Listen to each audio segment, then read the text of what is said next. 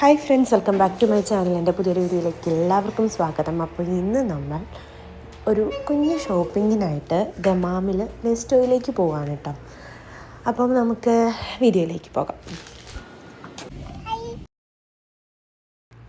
അങ്ങനെ അബിക്കുട്ടനോട് പാർക്കിലും ബീച്ചിലും ഒക്കെ പോവാണ് എന്ന് പറഞ്ഞിട്ടാണ് ഞങ്ങൾ അവനെ ഇറക്കിയത്. കാരണം അവന് ഒരു ഇൻട്രസ്റ്റ് ശരിക്കും പറഞ്ഞു കഴിഞ്ഞാൽ പാർക്കിൽ പോകാനാണ്. ഷോപ്പിങ്ങിനെന്ന് പറഞ്ഞു കഴിഞ്ഞാൽ സ്വാഭാവികമാണല്ലോ, പിള്ളേർക്കത് വലിയ ഇൻട്രസ്റ്റ് ഉള്ള കാര്യമൊന്നുമല്ല. അപ്പോൾ അങ്ങനെ നമുക്ക് ഊഞ്ഞാലിൽ കയറാം, ബീച്ചിൽ പോകാമെന്നൊക്കെ പറഞ്ഞ് അവനെ സെറ്റാക്കി ഞങ്ങൾ നേരെ നെസ്റ്റോയിലെത്തി. ഇവന് അബിക്കെന്ന് പറഞ്ഞാൽ ഭയങ്കര മടിയാണ് ഈ ഷോപ്പിങ്ങിന് ഞങ്ങളുടെ കൂടെ വരാൻ. അവിടെ കിടന്ന് ഭയങ്കര അലമ്പാണ്. ലുലുവിലൊക്കെ കിടന്ന് കാണിക്കുന്ന കണ്ടു കഴിഞ്ഞാൽ ശരിക്കും പറഞ്ഞാൽ അന്നൊന്നും എനിക്ക് വീഡിയോ ഒന്നും എടുക്കാൻ പറ്റിയിട്ടുണ്ടായിരുന്നില്ല. കാരണം ഇവൻ്റെ പുറകെ ഓടാൻ തന്നെ വേണം.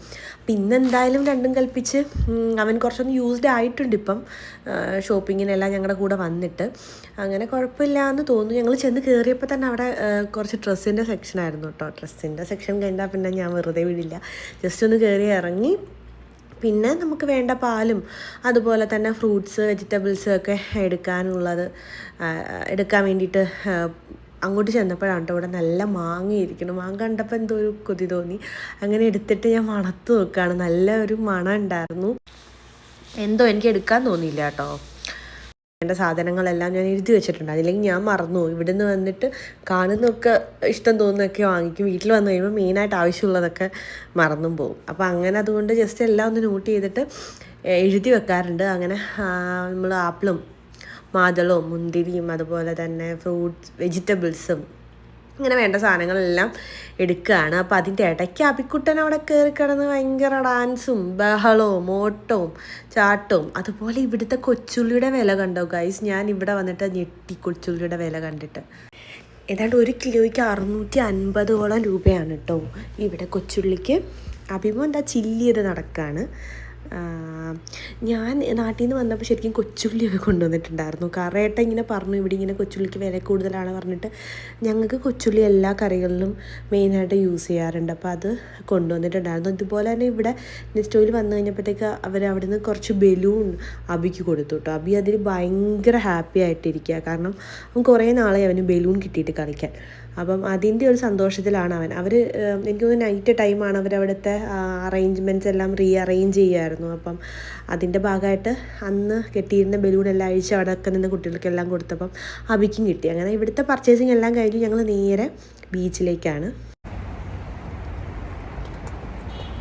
അപ്പം നമ്മുടെ ഇവിടുത്തെ പർച്ചേസിങ് എല്ലാം കഴിഞ്ഞു. ഇനി നമുക്ക് പയ്യെ ഇവിടുന്ന് വിടാം. ഓക്കെ, നമ്മൾ അവിടുത്തെ പർച്ചേസിങ് എല്ലാം കഴിഞ്ഞിട്ട് നേരെ ദമാമിലെ കോർണിഷിൽ വന്നേക്കാം കേട്ടോ. ഇവിടെ ഒരു ചെറിയൊരു പാർക്കൊക്കെ ഉണ്ടെന്നൊക്കെ നമ്മുടെ ഗൂഗിൾ പറഞ്ഞു. അതനുസരിച്ച് ഞങ്ങളിവിടെ വന്നിട്ട് ഇവിടെ ലൈറ്റൊന്നും കാണുന്നില്ല. കുഞ്ഞു വണ്ടികളൊക്കെ ഇരിപ്പുണ്ട് കുട്ടികളുടെ. പിന്നെ ഞങ്ങളൊന്ന് ജസ്റ്റ് നടക്കാമെന്ന് വിചാരിച്ചു. അബിക്കൊരു സന്തോഷമാവട്ടെ. ഇവിടുത്തെ പൊതുവെ എല്ലാ ബീച്ചുകളും ഇങ്ങനെയാട്ടോ. ഭയങ്കര ഒരു തിരമാലയോ അങ്ങനെയൊന്നും ഉണ്ടാവില്ല. ഒരു ശാന്തമായ ഒരു അറ്റ്മോസ്ഫിയർ ആയിരിക്കും, നല്ല കാറ്റുണ്ടാവും. അപ്പം നമുക്ക് ഇവിടേക്ക് ഒന്ന് നടന്ന് കാണാം. ഓക്കെ,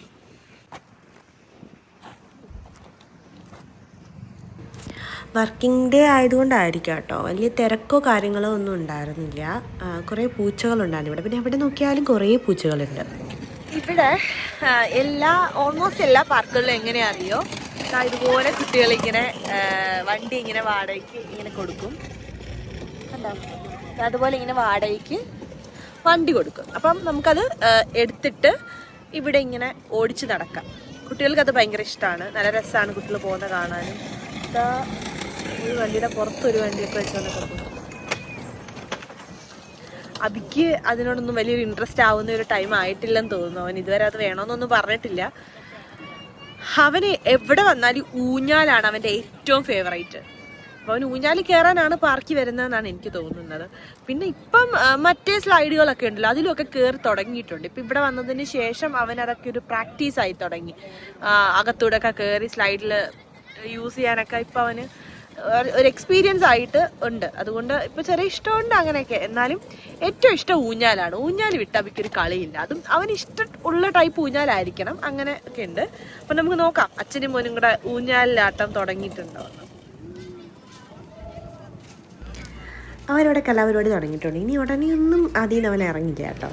നമ്മുടെ നാട്ടിലെ പോലെ അങ്ങനെ ഒരുപാട് ഷോപ്പുകളൊന്നും ഇവിടെ അങ്ങനെ അവൈലബിൾ അല്ല കേട്ടോ. ഷവർമ്മ അങ്ങനെയൊക്കെയുള്ള കാര്യങ്ങളൊക്കെ ഉണ്ട്. അപ്പോൾ ഏട്ടാ ഒന്നും കഴിക്കില്ല. അതുകൊണ്ട് ഞാൻ ഇച്ചിരി കപ്പ പുഴുങ്ങി കൊണ്ടുവന്നിട്ടുണ്ടായിരുന്നു. അപ്പോൾ ഞങ്ങളത് കാറിലിരുന്ന് കഴിച്ചു. കപ്പയും മുളക് ഉടച്ചതും. അഭിമോന് ഞാൻ കുറച്ച് കഞ്ഞി എടുത്തിട്ടുണ്ട്. അപ്പോൾ അവന് രാത്രിയിൽ കഞ്ഞിയാണ് കൊടുക്കണം. അവന് ചെറിയൊരു പനിയുടെ ലക്ഷണമൊക്കെ ഉണ്ടായിരുന്നു. ചെറിയ ചൂടൊക്കെ ഉണ്ട്. ഇപ്പോൾ ഒന്ന് മാറി വരുന്നതേ ഉള്ളൂ. അപ്പോൾ ഇന്നൂടെ എന്തായാലും കഞ്ഞി കൊടുക്കാൻ വിചാരിച്ചു. അവന് ഞാൻ കഞ്ഞി കൊണ്ടുവന്നിട്ടുണ്ട്. അപ്പം ഞാൻ അവന് പോയി കുറച്ച് കഞ്ഞി കൊടുക്കട്ടെ. ഈ ഒരു അറ്റ്മോസ്ഫിയറിലാവുമ്പോൾ ചിലപ്പം അവൻ അങ്ങ് കഴിക്കാനാണ് ചാൻസ്. അപ്പോൾ കഞ്ഞി ഇതാ ഫുള്ള് കുടിച്ചില്ല. ഇപ്പം തന്നെ സമയം ഏതാണ്ട് 12 മണിയോളം ആയിട്ടുണ്ട്. 12 മണിയായി. അപ്പോൾ പിന്നെ ഞങ്ങൾക്കിനി അവിടെ എത്താൻ എന്തായാലും 1 മണിക്കൂർ എടുക്കും. ലേറ്റ് ആവും. അതുകൊണ്ട് ബാക്കി ഇനിയിപ്പോൾ കാറിൽ വെച്ചിട്ട് കൊടുക്കാമെന്ന് വിചാരിച്ച് ഞങ്ങളിതാ ഇവിടുന്ന് ഇറങ്ങുവാണ്. പുറത്തു പോയ ഭക്ഷണം മസ്റ്റാണല്ലോ. അപ്പോൾ അതുകൊണ്ട് ഷവർമ്മ വാങ്ങിക്കാനാണ് ഇനി പ്ലാൻ ചെയ്തേക്കുന്നത്. അങ്ങനെ ഏട്ടൻ എന്താ ഷവർമ്മ വാങ്ങിക്കാൻ വേണ്ടിയിട്ട് കടയിലേക്ക് പോയി.